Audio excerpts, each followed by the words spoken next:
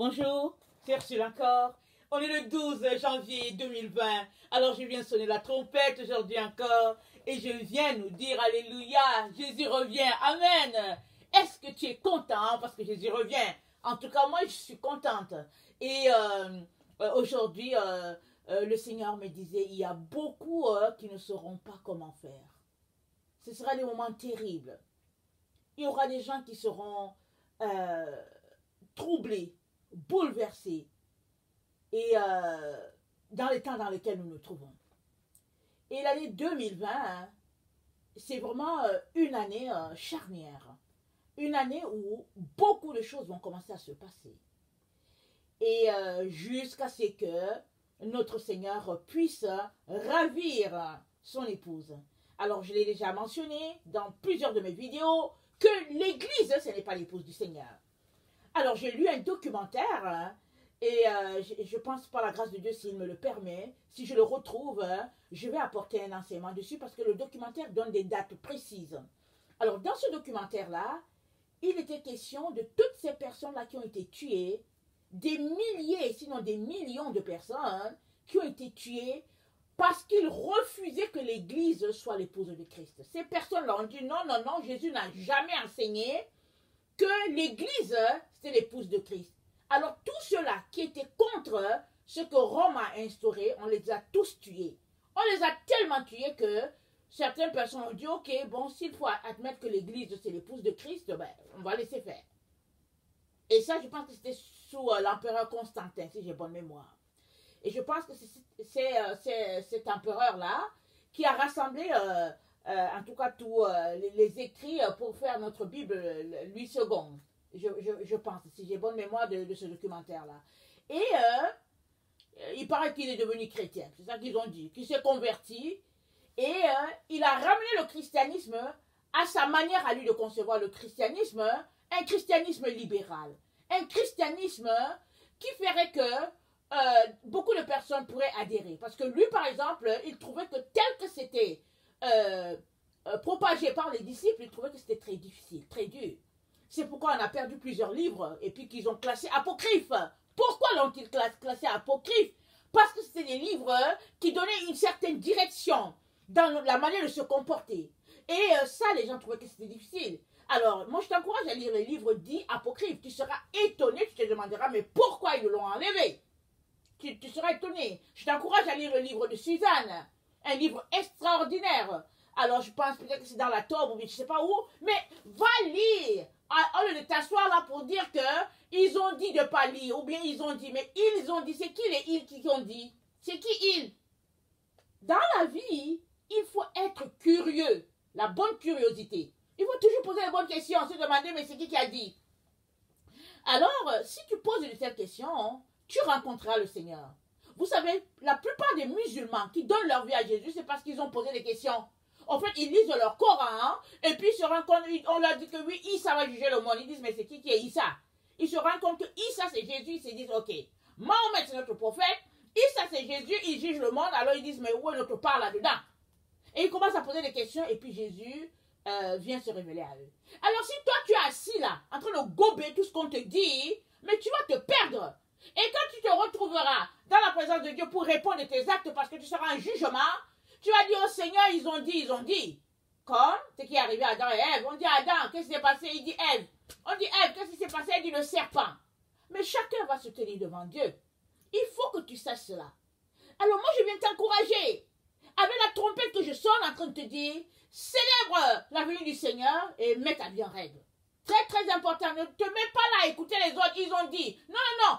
Toi-même, prends ta Bible, va devant Dieu et devant lui ce que lui, il a dit. Les autres, ils ont dit. Mais Jésus, toi, qu'est-ce que tu me dis? Alléluia, Jésus te parlera. Alors, je t'encourage à cela. Amen. Donc voilà, aujourd'hui, je vais encourager les femmes. En tout cas, j'espère que vous serez encouragés. Moi, je le suis déjà. Amen. Alors, femme, raconteras-tu un jour ton histoire? Alors, ça c'est le titre de ma vidéo d'aujourd'hui. Femme, raconteras-tu un jour ton histoire? Amen. Alors, ce matin, en fait, j'ai pris le temps dans le Seigneur, pour prier. Et je suis allée un peu en retard parce que d'habitude je me lève à 2h, 3h du matin. Et puis bon, vu que c'était dimanche que j'avais l'intention d'aller à l'église, alors j'ai retardé mon temps de réveil pour me lever à 5h. Alors je suis restée dans la présence du Seigneur de 5h jusqu'à en tout cas 8h moins. Alors j'étais là en train de prier et, je me suis rendu compte, en tout cas il y avait une tempête. Là où j'habite, il y a une tempête.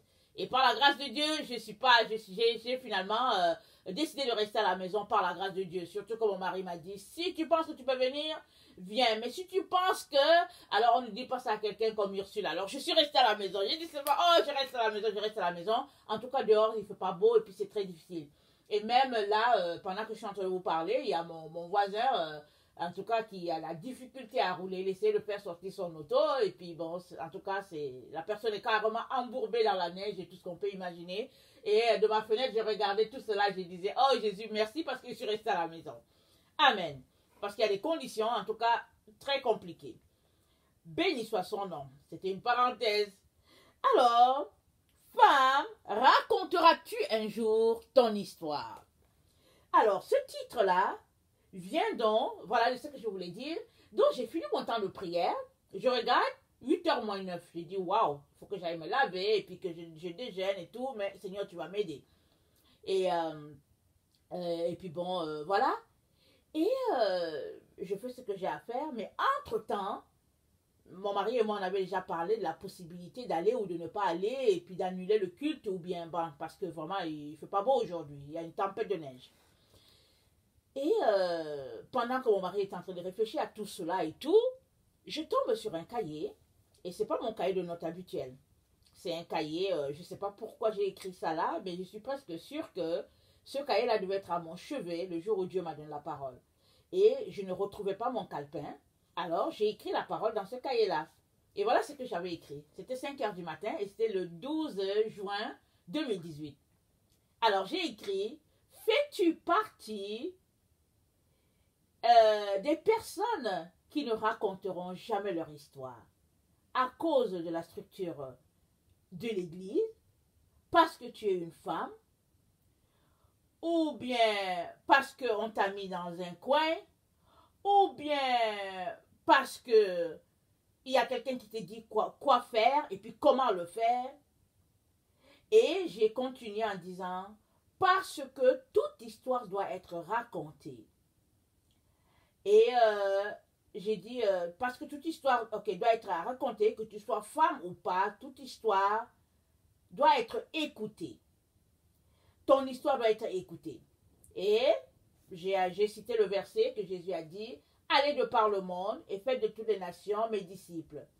Et la question, Jésus me pose la question dans ce que j'ai écrit, est-ce qu'il y a des conditions à ce que j'ai dit? C'est-à-dire aller de par le monde. Jésus qui nous pose la question, est-ce qu'il y a des études ou bien des conditions que j'ai exigées pour aller? Alors, quand j'ai lu ça, je me suis dit, hein, ça m'a échappé ce message du Seigneur. Ça m'a échappé. Et tout de suite, alors c'est comme ça que le titre m'est venu. Je me suis dit, mais tiens, ça m'a échappé, c'est passé entre mes doigts comme ça. Alors je vais l'apporter aujourd'hui. Et donc aujourd'hui on parle de femme, raconteras-tu un jour ton histoire? Alors, tu peux penser que c'est parce que ton histoire doit être écrite dans un livre, ou bien tu as besoin de prendre le micro, te tenir devant une chaîne, une plateforme, en tout cas, et tout le monde devrait t'écouter, ou bien tu as besoin de te retrouver dans un carrefour, ou bien dans un centre communautaire, etc. Mais non, il ne s'agit pas de cela. Ton histoire doit être racontée, que tu sois une femme ou un homme. Que tu sois jeune ou bien vieux, ou bien avancé en âge, ton histoire doit être racontée. Amen. Parce que Jésus-Christ t'a créé pour que tu puisses raconter ton histoire. Il nous a raconté la sienne. Même si à certains moments tu t'arrêtes, tu te dis mais c'est pas possible, il a tellement souffert, mais il a raconté son histoire. Il a vécu ce qu'il était. Amen. Toi de même, tu dois raconter ton histoire. Chacun est appelé à raconter son histoire. Lazare, le pauvre Lazare a raconté son histoire. Aujourd'hui, on nous parle de Lazare et on va le voir au ciel. Parce que la Bible nous dit que quand il est mort, il a été recueilli dans le sein d'Abraham. Ton histoire doit être racontée. Alors que tu le veuilles ou pas, tu es en train de raconter ton histoire. Comme Lazare, il n'a pas ouvert la bouche. Peut-être que son histoire devait être autre, je ne sais pas. Mais toujours est-il que la situation de sa vie a fait que on a fini par savoir son histoire et c'était une histoire de pauvreté, de maladie. Dieu l'a mis devant, la maison, ou bien il était devant la concession de quelqu'un qui était riche, qui pouvait changer l'histoire de Lazare. Mais cette personne a refusé par méchanceté. Il a refusé d'aider Lazare par méchanceté, si bien que Lazare n'a pas eu une autre histoire que celle-là qu'on connaît. Était-il marié? Avait-il des enfants? C'était quoi sa situation? On ne sait pas. Mais toujours est-il qu'à la fin, Lazare s'est retrouvé dans la présence divine, hein, et puis le riche s'est retrouvé en enfer. Parce qu'il avait la possibilité de changer le cours de la vie de Lazare, mais par méchanceté, il a refusé. Parce que le royaume de Dieu ne consiste pas dans le manger et le boire, mais c'est dans la joie, dans le Saint-Esprit. Alors toi qui m'écoutes, jusqu'où tu es prêt à changer, jusqu'où tu es prêt à aller pour que l'histoire d'une autre personne soit racontée. Il y a des femmes qui sont assises là sur la terre et elles ne racontent pas leurs histoires. Elle dit, mais on a dit que je suis une femme, que la femme n'a pas le droit de parler, et puis patati, et puis patata. Elles sont assises là. Alors qu'en elles, ça explose. Elles ont quelque chose à dire. Évidemment que oui, puisque tu es un humain, Dieu t'a créé avec une parole. Il a mis quelque chose dans ta bouche. Mais, qui dicte ta vie? Est-ce Jésus-Christ qui dicte ta vie par le Saint-Esprit? Est-ce que c'est ton mari qui dicte ta vie? Est-ce que c'est ton bourreau? Est-ce que, je ne sais pas, c'est ton père? C'est qui dicte ta vie? Ou bien est-ce que ce sont les cosmétiques qui dictent ta vie? Tu es tellement rempli de cosmétiques qu'on ne sait même pas où est-ce que tu es. On te regarde, on ne te voit pas, on voit juste les cosmétiques sur toi. Il y en a qui mettent les cils là. Les cils sont tellement longs, ils collent des choses en plastique sur leurs yeux. Quand tu les vois, tu as besoin de fuir. Tu as juste envie de fuir, tu te dis, oh Jésus, aide-moi. Je ne vous cache pas, hein, moi ça m'arrive souvent. Souvent même, je clique sur comment on appelle ça, je clique un lien là, et dès qu'il arrive que je tombe sur les femmes qui ont des cils ajoutés, oh je fuis, c'est moi, je dis Jésus-Christ aide-moi. Et si par hasard je croise une comme ça sur mon chemin, peut-être dans un centre commercial parce que je vais faire une course, allez, le plus rapidement je m'éclipse, parce que je dis non, ça c'est démoniaque. Alors il y en a qui ont le visage peint. Elles sont remplies de poudre, et puis finalement tu regardes la personne, tu ne sais même pas si elle est de couleur brune, ou bien si Dieu l'a créée avec un teint caucasien, comme les tu ne sais pas, tu regardes la personne, tu ne vois pas où la personne est, tu ne sais même pas qui elle est. Et puis bon, c'est bleu, et puis c'est partout. Mais ce sont les choses qui t'empêchent de raconter ton histoire. Vous savez quoi?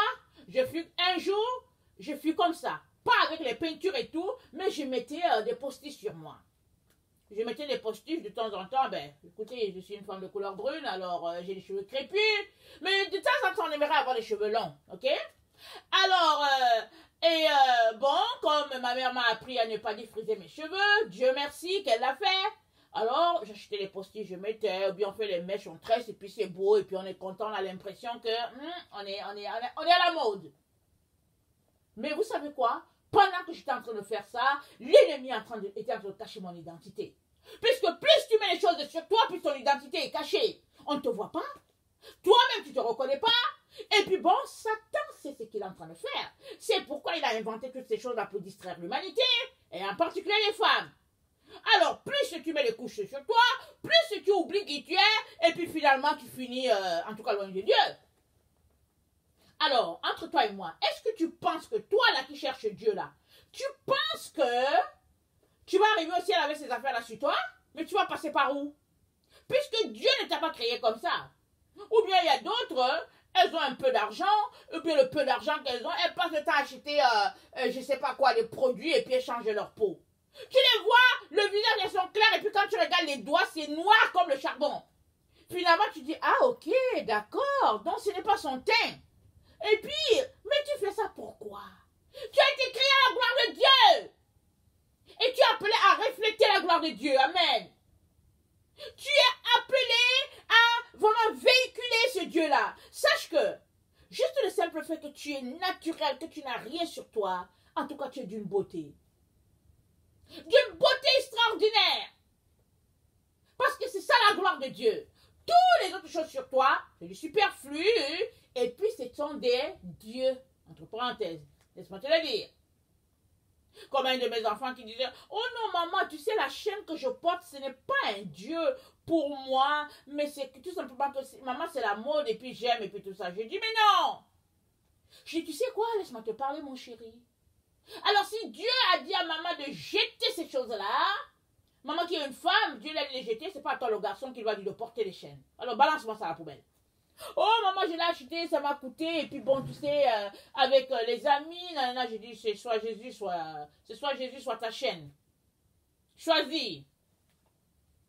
Évidemment je prie pour que les enfants arrivent à cette compréhension-là spirituelle. Mais avant d'arriver à la compréhension spirituelle, très très souvent, ce que Dieu veut de toi, c'est l'obéissance. Tu obéis d'abord et il va t'expliquer pourquoi. Moi, ça m'a pris d'obéir plusieurs fois. Et puis pendant les années, et puis là, Dieu m'a expliqué les choses. Alors quand j'ai ramassé tout ce qui est postiche et toutes ces bêtises-là que j'ai jetées, je me suis dit, c'est incroyable. J'ai balancé ça à la poubelle. D'abord, ça prenait de la place dans ma salle de bain. Et puis, ordures, c'était que des déchets. La saleté. Excusez que je le dise. Alors, j'ai jeté cela. Et puis, ma fille m'a suivi aussi. Et puis, un jour, j'ai fait la remarque pour moi-même, je n'ai rien dit. Ma fille vient, elle me dit, maman. Elle dit, maman, c'est terrible les choses qu'on portait.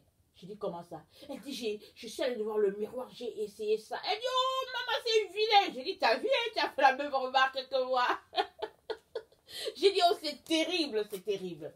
Elle dit, mais qu'est-ce qui nous est arrivé? J'ai dit, je sais pas. Excusez-moi de rire. J'ai dit, je sais pas ce qui nous est arrivé, on t'est perdu. Le diable nous a trompés, mais c'est parce que nos cœurs penchaient déjà vers la séduction. J'ai dit, ça c'est la séduction. Dieu merci qu'il nous a délivrés. Amen. Alors, tu as besoin de raconter ton histoire. Et pour commencer, débarrasse-toi de toutes ces saletés-là, c'est des déchets. Il te cache la face de Dieu, il te cache ta propre face, il te cache qui tu es, ils assombrissent toute ton éternité. Et puis pour finir, en tout cas, quand on te voit, en tout cas, il n'y a même plus la lumière de Dieu en toi. Parce qu'ils t'assombrissent. C'est les ténèbres. Et puis pendant que tu marches là, en train de te dire que tu es belle avec les cheveux tressés jusqu'aux fesses, et puis tu es là, tu penses que tu es jolie, les démons sont là en train de dire ha ha ha ha. Ils se moquent les démons. Ils se moquent, ils disent ha ha ha. Ils disent regardez l'enfant de Dieu qui passe là-bas, avec les pantalons plaqués sur elle, et puis les cheveux, les caoutchoucs, disons les caoutchoucs jusqu'aux fesses, et puis elle marche avec les talons se disant que oh, je suis branchée alors que abomination. Excuse que je te dise la vérité, il est important que je te le dise, pour que tu sortes là immédiatement. Parce que ça va te perdre, ça va t'envoyer en enfer.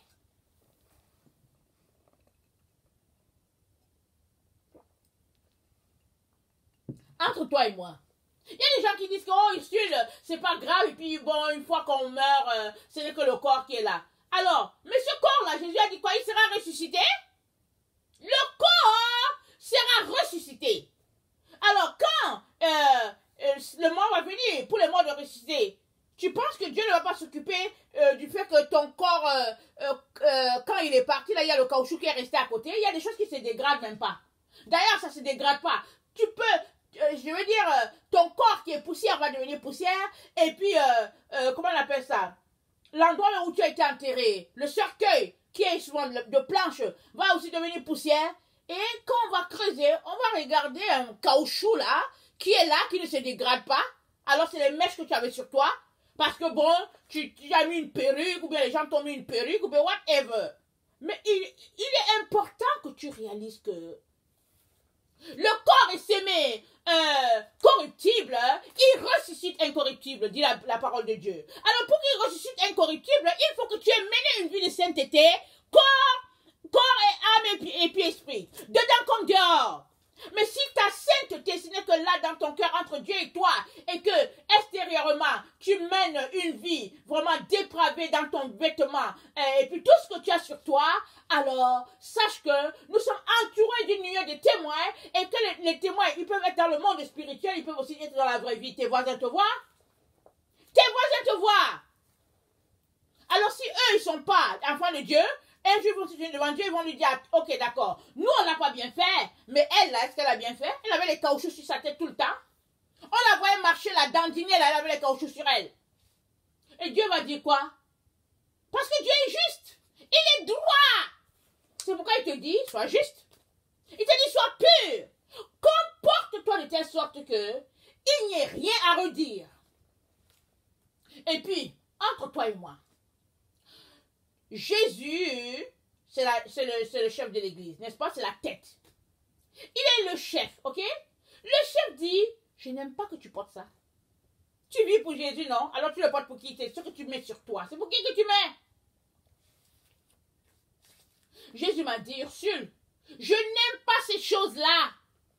Je suis ton époux. Je te veux habiller, en tout cas, jupe ou bien robe longue jusqu'à terre, ça traîne. Je te veux avec un voile. Et puis, je te veux ainsi. Comporte-toi ainsi parce que c'est ça que moi j'aime. Tu m'aimes, n'est-ce pas? Je dis, oui, Seigneur, je t'aime. Corps, âme, esprit. En tout cas, Seigneur, je fonds pour toi.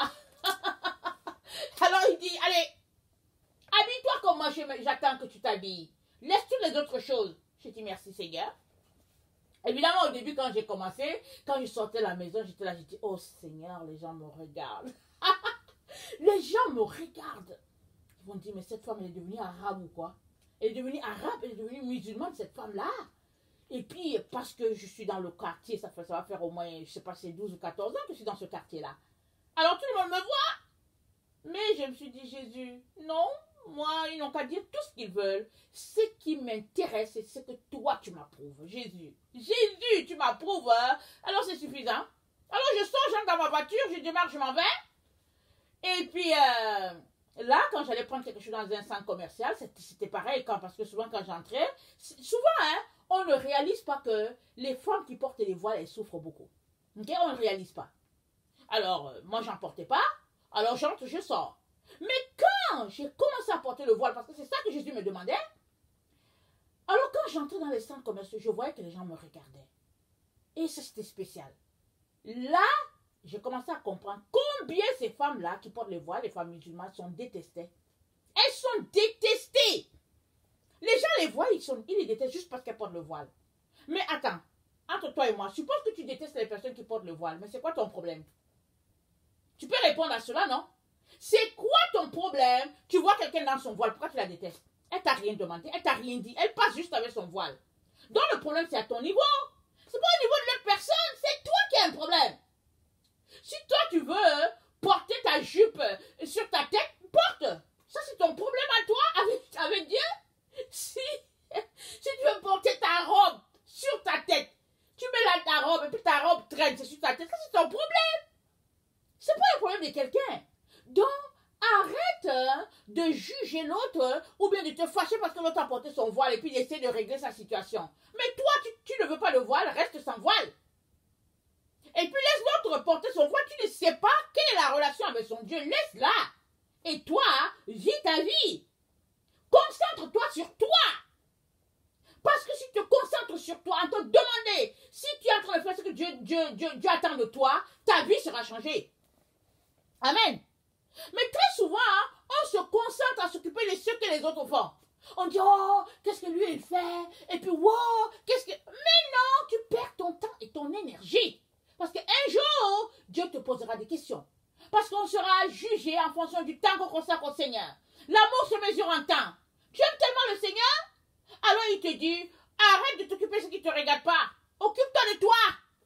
Ta relation avec le Seigneur, concentre-toi là-dessus. Et puis essaye de voir si tu es correct avec ton Dieu ou pas. Au lieu de perdre de l'énergie, le temps, et puis le nécessaire pour t'occuper des autres. Amen. Alors, je n'ai pas encore commencé mon message, il est déjà 25 minutes. Alors, c'est ça. Ok, je relis ce que le Seigneur m'a dit ce 12 juin 2018.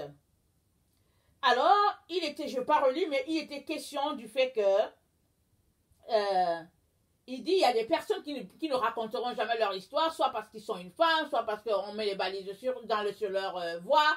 En tout cas, et il dit quand j'ai dit aller de par le monde, est-ce que j'ai mis un sexe là-dessus? Est-ce que j'ai mis des conditions? La seule condition, c'est d'aller. Alors, toi et moi avons pour seule condition d'aller et de faire de tout le peuple les disciples du Seigneur. C'est ça qu'il a dit, n'est-ce pas? Amen. Alors, j'aimerais qu'on lise cela. Alors, j'ai juste fait une introduction pour te dire que toutes ces choses-là sont les choses qui t'empêchent d'aller. Il y a des situations qui t'empêchent d'aller. Les postiches que tu mets sur toi, les choses bizarres, il faut enlever tout ça. Et puis, commence à dire au Seigneur, Seigneur, montre-moi toutes ces choses-là qui me bloquent. Parce que souvent, les femmes, surtout, elles peuvent penser que, oh, mon mari me bloque, mais souvent, ce n'est pas ton mari qui te bloque. Ce qui te bloque, ce sont toutes ces choses-là auxquelles tu accordes d'importance, de telle sorte que tu n'es pas capable aussi de te tenir devant l'autre pour dire, tu sais quoi, mon mari, tu es mon mari, mais tu n'es pas la personne qui donne une direction à ma vie. J'espère que vous, les femmes, vous savez cela. Ce n'est pas ton mari qui donne une direction à ta vie, c'est Dieu qui donne une direction à ta vie. Dieu a dit que ton mari, c'est le chef. Il a dit, comme Christ est le chef de l'Église, ton mari est le chef. Et Christ est le chef de l'Église, l'Église est le corps de Christ. Alors, Paul aussi l'a dit, toi tu es le corps de ton mari est ton corps. Tu vois, il dit le corps de la femme c'est pour l'homme, et puis le corps de l'homme c'est pour la femme. Mais ce n'est dit nulle part que c'est lui qui doit donner une direction à ta vie. C'est Dieu qui donne une direction à ta vie. Il a donné une direction à la vie d'Adam et Ève. Il a dit, voilà ce que vous allez faire. Ève s'est levée, elle est venue, elle a écouté le serpent, et après, elle a donné la pomme à Adam, et Dieu a dit à Adam, parce que tu as écouté ta femme. Hein? Qu'est-ce qu'il a dit? Parce que tu as écouté ta femme. Dieu a donné conseil à Adam, et lui, il allait écouter Ève. Mais il devait dire à Ève, attends. Qu'est-ce que Dieu avait dit? Ou bien il devait dire à Ève, attends. Mais non, il n'a pas fait. Il a pris, et puis il dit à Dieu que c'est la femme qui l'a donné. Mais où est-ce que c'est écrit que Dieu leur aurait dit que Ève donne une direction à la vie d'Adam, et puis Adam donne une direction à la vie de Ève? Ce n'est écrit nulle part. Ça, c'est de l'abomination. Dieu, c'est lui qui donne une direction à ta vie, madame. Maintenant, suppose que ton mari, c'est le chef, il va venir te dire, oh oui, tu sais, je pense que on doit aller à Beyrouth. Est-ce que tu vas le suivre? Parce que de tout le monde à Beyrouth, il y a la guerre. Je ne sais plus s'il y a la guerre là-bas, mais en tout cas, c'est un coin un peu trouble. Alors, suppose que ton mari te dit, oui, allons-y à Beyrouth. Est-ce que tu vas le suivre? Je suis sûre que non. Tu vas lui dire, attends un peu. Attends, on va aller prier. Dieu t'a dit ça quand, à quel moment? Attends, je vais aussi prier. Tu ne vas pas le suivre. Alors, ne viens pas me dire que, ouais, mon mari veut que je mette le rouge à lèvres, c'est pourquoi je mets. Il y a des femmes qui te disent ça. Mon mari veut que je mette le rouge à lèvres, c'est pourquoi je mets. Ou bien mon mari, il aime tellement les femmes qui sont en pantalon et en tailleur que c'est pourquoi je porte des pantalons et tailleurs parce que mon mari aime. Non, c'est ton cœur qui aime cela et tu mens sur ton mari. Et désolé que je te le dise. Tu utilises ton mari à tes fins. Arrête de mentir sur lui. Si tu fais quelque chose, c'est parce que ton cœur aime cela. Arrête-toi et réfléchis à cela. Si tu dis que ton mari te force à mettre du rouge à lèvres, ça veut dire qu'il a un bâton et il est là en arrière de toi, dit mets le rouge à lèvres et puis te frappe et tout, ça je veux comprendre. Mais sinon, si c'est quelque chose qu'il aime, c'est pas grave, il peut aimer quelque chose. Mais la personne qui doit aimer au-dessus de tout, c'est Jésus. Alors si Jésus te dit, je veux que tu portes la longue jupe et puis ça traîne, vas-y, écoute Jésus. Et quand ton mari va te dire, oh chérie, je n'aime pas ça, moi tu t'habilles comme les Arabes, j'aimerais que tu portes une jupe en tout cas normale et tout, tu vas lui dire, tu sais quoi chérie, je t'aime bien, mais ici là, le maître à bord de mon bateau à moi, c'est Jésus. Jésus est le maître à bord de mon bateau. Il aime que je m'habille comme ça, j'aimerais vraiment que tu puisses t'habituer à cela. Prends le temps de prier, chérie. Au lieu de t'énerver sur moi, prends le temps de prier, que Dieu lui-même te fasse voir que c'est lui qui est en train de me parler. C'est comme ça que ça devait marcher dans les couples chrétiens, en principe. Mais il y en a qui viennent avec leur bâton, ou bien avec leur bâton, leur langue. Ils disent, ouais, je suis le chef, et puis nanana, et puis nanana. Mais non, Dieu n'a pas dit cela. Il n'a jamais dit ça. Il est important que tu prennes la Bible, que tu saches ce que Dieu a dit pour ta propre délivrance. Parce que vous connaîtrez la vérité et la vérité vous rendra libre, a dit le Seigneur Jésus. C'est dans Jean 8. Si tu ne connais pas la vérité sur ta vie, comment seras-tu libéré? Évidemment, tu passeras le temps à accuser ton mari par-ci par-là, surtout si tu dépends de lui financièrement. Mais tout ça, c'est pas grave. Si tu n'as pas l'argent, tu n'as rien. Tu as Jésus, tu as tout. Amen. Si tu as Jésus, tu as tout. Tu as le monde entier. En tout cas, le ciel, tu as tout. Tout est à toi. C'est ça que Jésus a dit. Jésus a dit, tout pouvoir m'a été donné. Allez de par le monde et faites de toutes les nations mes disciples, baptisez-les au nom du Père, du Fils et du Saint-Esprit, enseignez-leur à observer les commandements. C'est ça qu'il a dit. Il est donc important que toi et moi, on s'arrête là à ce que Jésus a dit et qu'on puisse s'examiner pour savoir qu'est-ce qui fait qu'on n'est pas en train de raconter notre histoire. N'accuse pas les gens. N'accuse personne. Examine-toi, toi. Si tu n'es pas en train de raconter ton histoire, c'est à cause de toi.